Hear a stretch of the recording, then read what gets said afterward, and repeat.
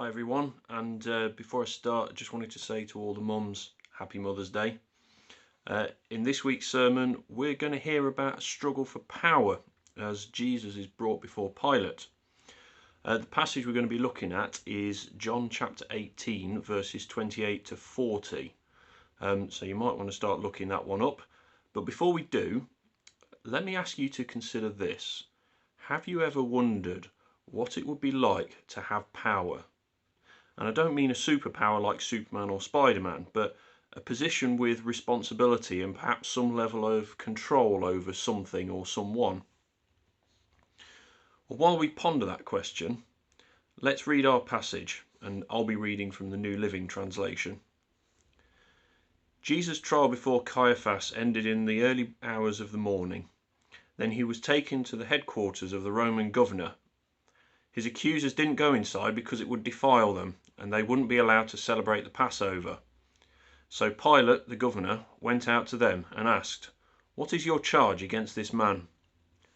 "We wouldn't have handed him over to you if he weren't a criminal," they retorted. "Then take him away and judge him by your own law," Pilate told them. "Only the Romans are permitted to execute someone," the Jewish leaders replied. This fulfilled Jesus' prediction about the way he would die. Then Pilate went back into his headquarters and called for Jesus to be brought to him. "Are you the king of the Jews?" he asked him. Jesus replied, "Is this your own question, or did others tell you about me?" "Am I a Jew?" Pilate retorted. "Your own people and their leading priests brought you to me for trial. Why? What have you done?" Jesus answered, "My kingdom is not an earthly kingdom. If it were, my followers would fight to keep me from being handed over to the Jewish leaders. But my kingdom is not of this world." Pilate said, "So you are a king?" Jesus responded, "You say I am a king. Actually, I was born and came into this world to testify to the truth. All who love the truth and recognize that what I say is true." "What is truth?" Pilate asked. Then he went out again to the people and told them, "He's not guilty of any crime, but you have a custom of asking me to release one prisoner each year at Passover. Would you like me to release this King of the Jews?" But they shouted back, "No, not this man. We want Barabbas." Now Barabbas was a revolutionary.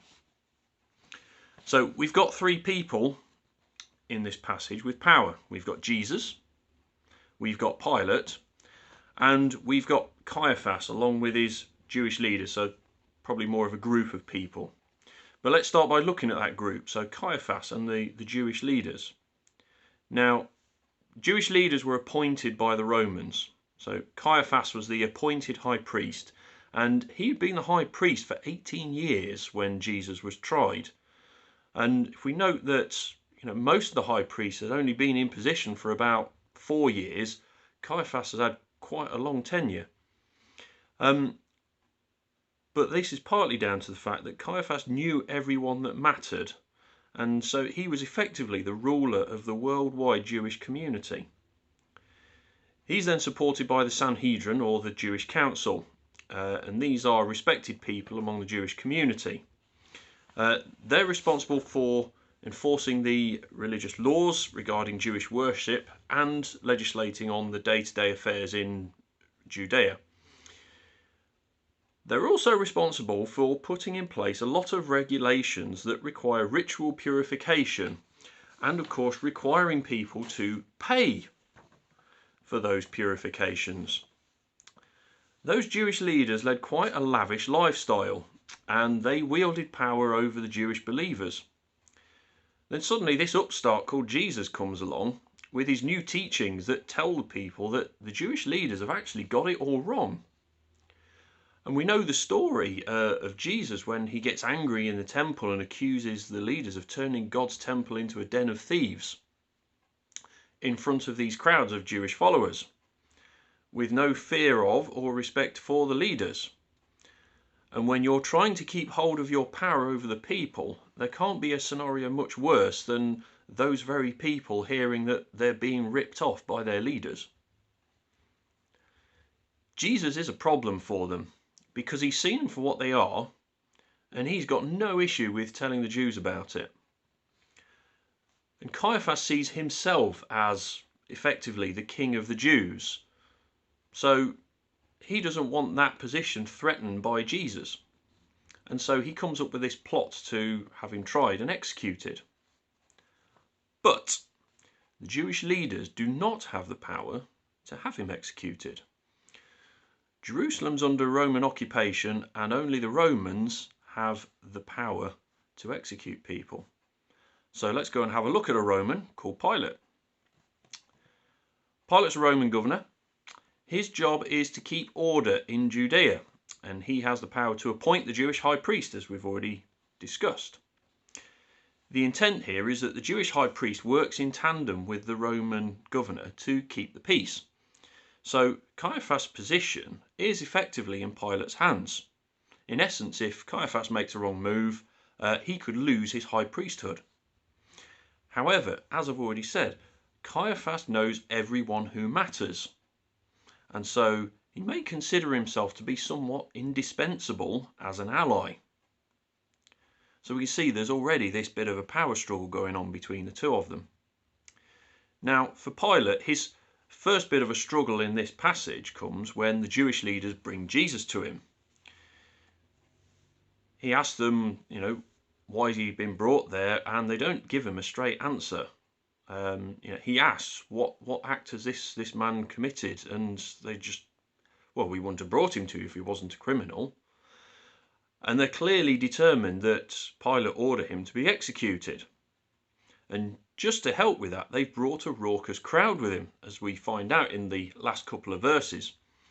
And they're seemingly wound up to be baying for Jesus' blood. It's a bold move by Caiaphas and the Jewish leaders, but Pilate doesn't allow himself to be pushed around so much. Now remember, it's Pilate's job to keep the peace, but it seems he may have a riot on his hands if he doesn't order Jesus' execution. That said, if he does go along with this and order his execution, he's effectively conceded his authority to Caiaphas. But since they haven't told him what Jesus is charged with, his opening gambit is to tell them to go and judge him by their own laws, which of course they have already done. So when they state that they want Jesus to be executed, he then calls him inside for a private talk, probably so that he's away from the potential influence of Jewish leaders and the crowds. And then Pilate's presented with a bit of a dilemma. His decision at this point would have been so much easier if he could have established that Jesus was guilty and deserved to be executed. To be fair, Jesus, knowing he was meant to be executed as part of God's plan, could have made it easier too, and effectively kind of given him some answers to say, yes, I deserve to be executed. But why this exchange between them? It seems that Pilate is more concerned about being certain that Jesus is a criminal and that he deserves to be sentenced to death. I also wonder if perhaps he was a little bit curious about Jesus with the answers that he was actually giving Pilate to his questions. Like, my kingdom is not an earthly kingdom. The exchange ends with Pilate asking, what is truth? It seems to be a bit of a rhetorical question because he doesn't get an answer to it. And I suspect it's just the fact he's figured out that the Jewish leaders have simply turned up, brought Jesus to him because they want him out of the way. They've not been particularly truthful with the charges that they've brought against him. So Pilate goes out and he announces that Jesus is not guilty of any crime. Good. Correct answer. Unfortunately, he then shows his weakness in not actually specifically refusing to have Jesus executed. He needs to keep the peace in order to keep his position. And so, knowing that this crowd is all wound up wanting Jesus executed, he tries to wield power over them and influence them away from the false accusations of the Jewish leaders. So he brings up this custom of releasing a prisoner. Unfortunately, he offers a choice between Jesus and Barabbas. Now, it would seem that Pilate thinks this is a choice between an innocent man and a particularly bad criminal. But Barabbas is a revolutionary. He's someone who's been fighting the Roman occupation for Jewish freedom, much like the kind of the Messiah that the Jews were expecting to turn up. So, as far as the Jewish crowd are concerned, they've been offered a choice between a man accused of blasphemy and a hero. And so, of course, they choose the seeming hero over Jesus. And so Pilate fails to win the crowd. But let's have a look at Jesus now in this passage. We know Jesus has power because he is, of course, the Son of God. But what does he do with that power in this passage? Well, basically he remains completely obedient to God and his plan. He doesn't contest the trial. He doesn't proclaim his innocence. He simply follows the authority of the Jewish leaders to have him tried and taken to Pilate, and he answers Pilate's questions honestly. Bit of a challenge back when he's asked if he's the king of the Jews, but otherwise he gives honest answers to the questions. Compare this with Pilate, who didn't want to make a difficult decision for fear of losing his position and attempting to manipulate that situation. Jesus, on the other hand, makes no attempt whatsoever to manipulate the situation, which he easily could have, and accepts the fate that awaits him, even though that fate is a painful death. That's quite a difficult decision to take. Now, I'm not suggesting here that we need to give ourselves over to false accusations as Jesus did, but there are examples in this passage of how not to wield power when you have it. Caiaphas and the Jewish leaders clearly abused their positions to obtain wealth. They also used their power to have Jesus tried and executed for threatening their positions. They're very aggressive with their power. They're essentially bullies. It's likely that a small group within the Jewish leaders wield the power and are the bullies, and the rest of them either follow suit or effectively face their wrath.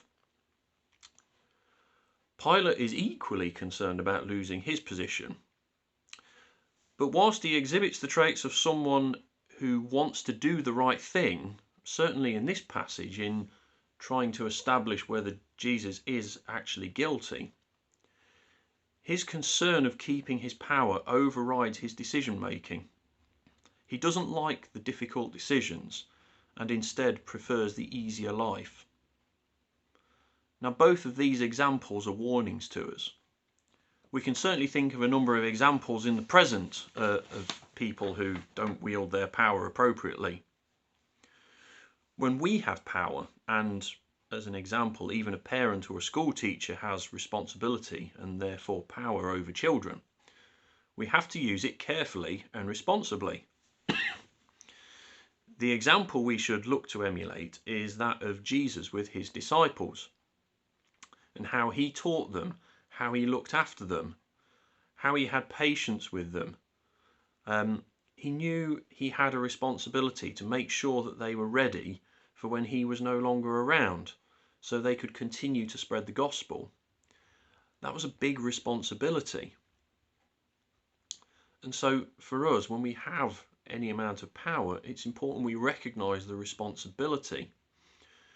But to quote a certain superhero film, with great power comes great responsibility. It's often said that those who don't want the power are probably the best ones for those positions, because they know they don't want the power because they realise the level of responsibility that comes with it. Finally, we should also emulate Jesus' behaviour in this passage, and that is that we should submit to those with authority over us, a lesson that's very relevant right now with the pandemic. That's not to say that we do everything that we're told to do. It might be wrong, or there might be a better way to do things. People in authority are human, and they are allowed to be wrong just as much as we are. But we need to recognise the authority that others have over us and treat them with respect, unlike the Jewish crowd towards Pilate.